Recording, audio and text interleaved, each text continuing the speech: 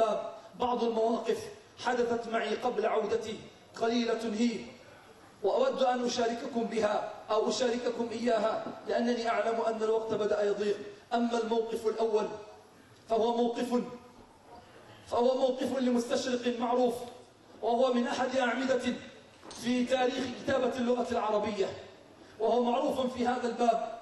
بعد أن ألقى محاضرة في أحد المؤتمرات سألته سؤالا، قلت: أسألك سؤالا وأجب بصراحة، هل ترى أن القرآن الذي بين أيدينا اليوم هو نفس القرآن، هي نفس النسخة التي كانت بين يدي محمد صلى الله عليه وسلم وصحبه؟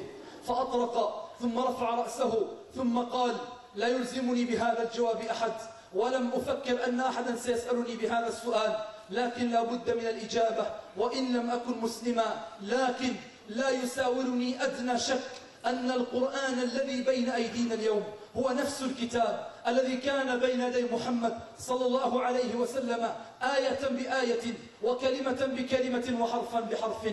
فقلته له: فلماذا تقول ذلك؟ قال: لأنه لو لم يكن من عند الله عز وجل، لأنه لو لم يكن محفوظا لبدل العرب بعد ذلك بعض الكلمات التي في القرآن التي قد تستعصي على البعض، كمثل قوله عز وجل، وذكر الأمثلة، كمثل قوله عز وجل: ومن أوفى بما عاهد عليه الله، وذكر بعض الأمثلة فقال: لما أن حفظ القرآن على مثل تلك الحال علمت أن هذا القرآن محفوظ من فوق سماوات علا.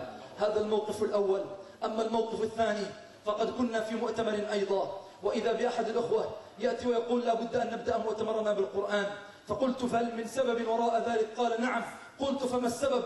قال: إن أكبر أو حتى أكون صادق، إن نائب القساوسة على مستوى اسكتلندا كولاية في بريطانيا كاملة طلب ذلك عندما دعي. قال: بشرط أن يفتتح المؤتمر بتلاوة القرآن.